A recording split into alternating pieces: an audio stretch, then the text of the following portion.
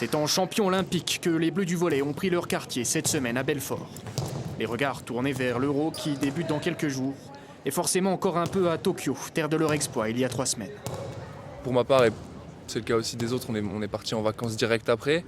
Et c'est vrai qu'on n'a pas eu le temps encore de bien redescendre et bien de se rendre compte de tout ce qu'on avait fait, de tout ça, quoi. Moi, quand j'y repense, j'ai l'impression que c'est une parenthèse, c'est un rêve, quoi. Tout ce qui s'est passé là-bas, j'ai l'impression que c'est pas réel, tout ça. Et au final, si, c'est très réel. Et comme on ne change pas une équipe qui gagne, 10 des 12 champions olympiques ont été retenus pour préparer la compétition.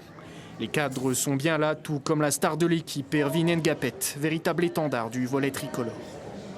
J'ai reçu énormément de messages de jeunes, même de gens qui n'avaient jamais vu de volley et qui ont envie de nous suivre maintenant. Et donc ça, c'est la chose, je pense, la plus importante pour un sport comme le nôtre, qui est entre guillemets mineur. Et c'est de faire aimer notre sport, que les gens s'y attachent. Et je pense que ça, c'est très important. À Belfort, les Bleus entament aussi un nouveau cycle avec du changement à la tête de l'équipe, désormais coaché par le Brésilien Bernardinho. Fraîchement débarqué avec son staff, il compte bien surfer sur la dynamique du titre olympique. Rester aussi longtemps que Bernard a resté avec le Brésil à très très haut niveau, ce n'est pas facile. Ça demande beaucoup d'énergie, beaucoup d'ambition, beaucoup de motivation, beaucoup de travail. Et on ressent qu'il y a cette envie-là, elle est en train vraiment de prendre forme.